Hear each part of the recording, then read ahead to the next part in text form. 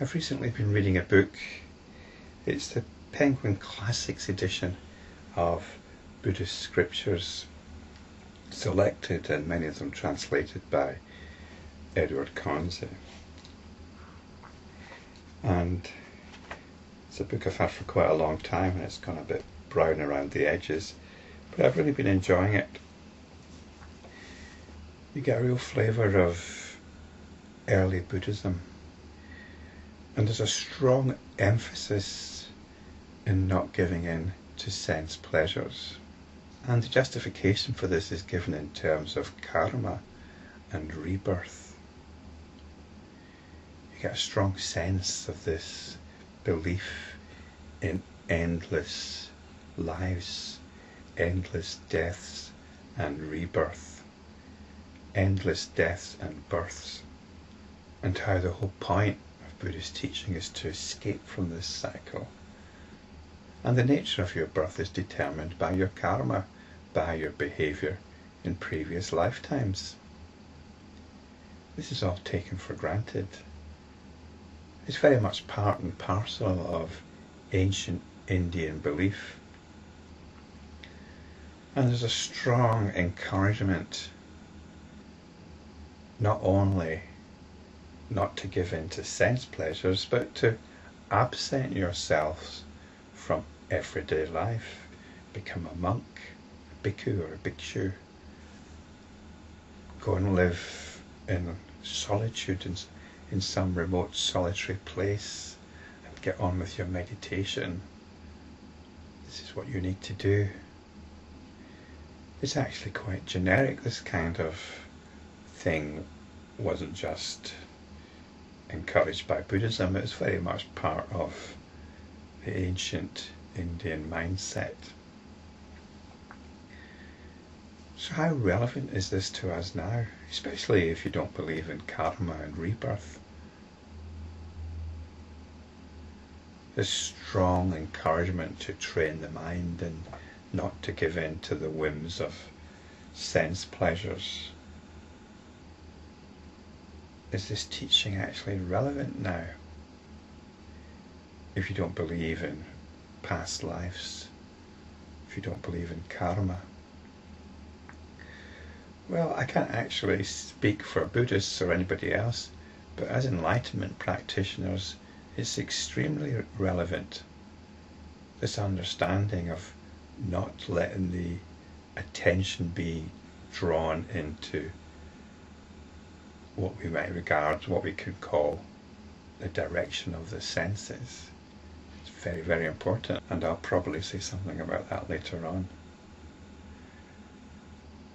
But in the next verse we're going to be looking at, the notion of karma is challenged. In fact, it's not just challenged, it's dismissed. But before I look at that verse, let's just remind ourselves of the previous two. Verse 535 was talking about a state of being which is separated from the imagination and released from existence and non-existence. And this is what we practice as enlightenment practitioners. We practice this state of being. This state of being is separated from the imagination. And what this means is it's separated from all our beliefs and understanding. It doesn't matter what these beliefs and understanding are. We step back from them. These beliefs and understanding can be expressed in terms of religion, science, politics, economics, or just our very own philosophy. We've all got one.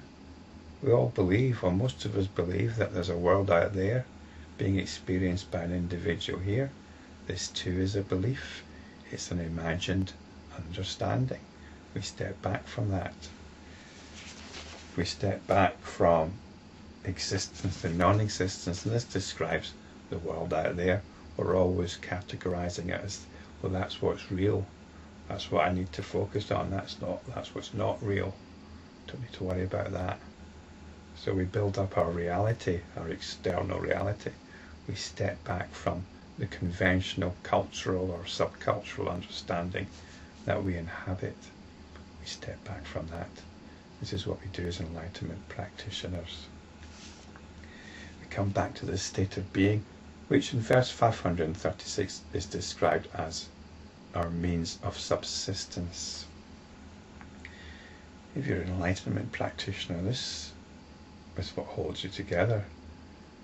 I've often referred to quite a lot of the difficulties I have, and if it wasn't for this practice, if it wasn't for enlightenment practice, I'd have sunk without a trace. It's what keeps me going personally. No matter how bad things get, physically, emotionally, mentally, or in terms of my lifestyle, what's going on in my life, I can always come back to this. I can always come back to enlightenment practice. I can get in touch with it through these videos, even if I'm forgetting and losing sight of it, just by doing these videos, by working on them, by even listening to them myself, and I'm editing them, it puts me back in touch. Puts me back in touch with this being beyond imagination and beyond existence and non-existence. Verse 537 says, likewise, though the essence of all beings appears various, it has nothing to do with karma. As the visible world is non-existent, there is no karma, nor is the path born of karma. So, let's relate this to what I was saying. I mentioned personal difficulties. The last year for me has been actually quite difficult. I've been editing some of my videos which I did earlier this year, and it reminded me. I seem to have come through this, or I'm coming out of it now, and it's a wonderful relief. But what has been going on? One way of looking at it is what I've been experiencing is the result of karma. And that's all right, you know. It's one way of looking at it. I tend to see it as some kind of trauma which I inherited from my mother's DNA.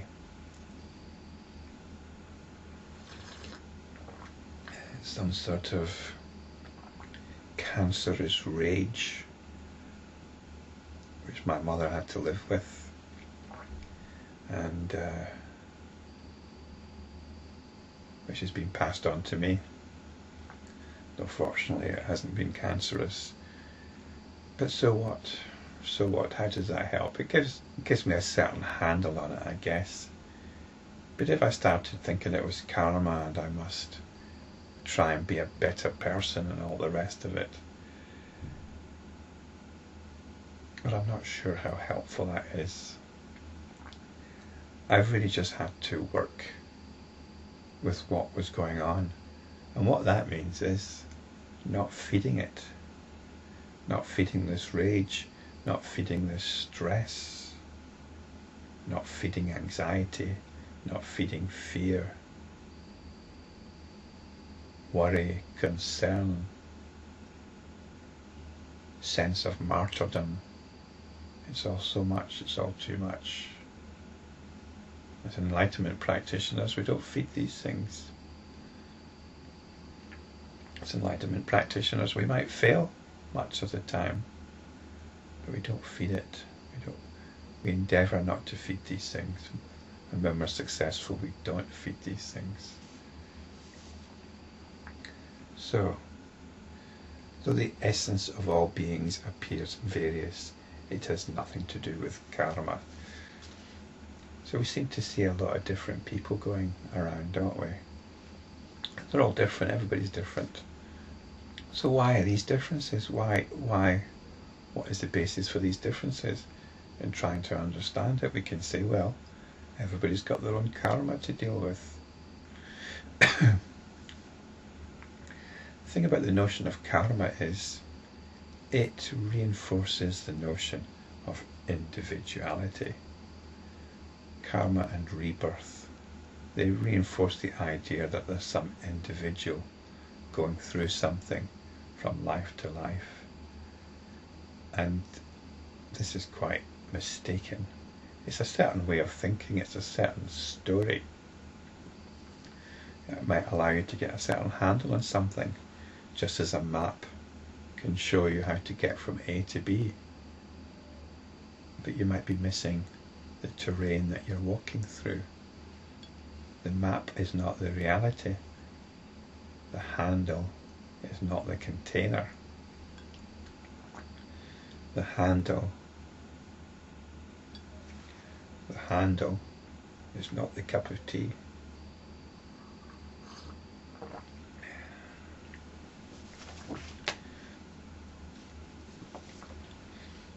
So this might be puzzling. Why are people different? Why are there different beings, different people, different entities, different things? This is how consciousness operates. Think of dreams again. I often have people in my dreams that I've never met before. I don't know them. In my dreams I know them. I had some very busy dreams last night. There were one or two people in them that I can remember from my waking state. But most of the people I didn't know. They seemed to be operating independently. They didn't know it was my dream. But then again, what does it mean to say that it's my dream? It's no more my dream than this is my reality. I no more have any authority over my dream than I do over this reality. It's like saying you're in my reality. What does that mean? So who are all these people in my dream? Getting on with their own lives, not paying me any particular homage because it's my dream. It's just consciousness doing its thing. There is no essential distinction any more than when you look at a projector on us, when you look at a film that's being projected onto a screen. There's any difference between that part of the screen and that part of the screen. The projection is showing different things, but it's all light on a screen. It's all consciousness on the screen of its own forgetfulness. As the visible world is non-existent, it's just a projection of consciousness. There is no karma, nor is the path born of karma. So we can drop karma. We can drop karma. And there is no path born of karma. So this could be referring to karma yoga, or to the idea that I referred to earlier, that we need to behave in a certain way, if not for nirvana itself, but for the sake of a better life next time round. We drop all that. So how does this relate to this strong discipline that's being enjoined in the early Buddhist texts?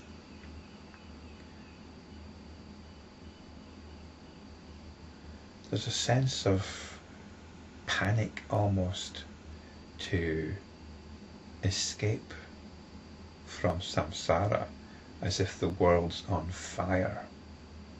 And it's good to have this sense of urgency, because we can be too relaxed about our practice, always find little excuses, always finding little excuses not to practice, making little allowances for ourselves. indulging ourselves a bit. And actually that becomes the main thing rather than the practice. In the text that I refer to, the spiritual aspirant is encouraged to give up ordinary life, become a monk or a wanderer, a mendicant. And that's okay in India because that lifestyle is supported by the general culture. But nowadays we don't really have that option, especially if you're living in a different culture or living in the West. You could go and join a monastery or an ashram. That's one option. Although I tend to suspect that in doing so, you're just swapping one society for another. And that society, it might be supportive, but it might not. People are people. Interpersonal politics tends to take a hold wherever there are groups of people. It would have to be a very enlightened community indeed, and I've got my doubts as to whether there's any such thing. So in the meantime we have to get on with it. In everyday life is our arena, and we can try to shape it to our optimum advantage. But whatever the situation, we still have the opportunity to practice. And in fact, practicing, sometimes it's easier to practice when things are difficult, because you're actually, there's actually more incentive when things are going well, and when life is nice. That's actually difficult to practice at that time. It's actually difficult to practice when everything is set up for you. Because the bottom line is we have our own moods, our own mental habits, our own psychological disposition. Our attention is being habitually hijacked away from itself through the avenue of what we call the senses. This is the opposite of enlightenment practice. It diminishes our sense of being. It takes us away from this being which is beyond imagination and beyond existence and non-existence.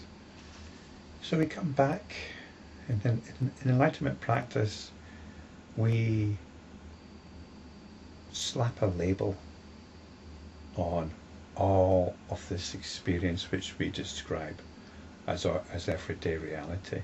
We call it samsara, just as we call all our nighttime experience dream, all our sleep experience, we call it dream, and we step back from it into awakening.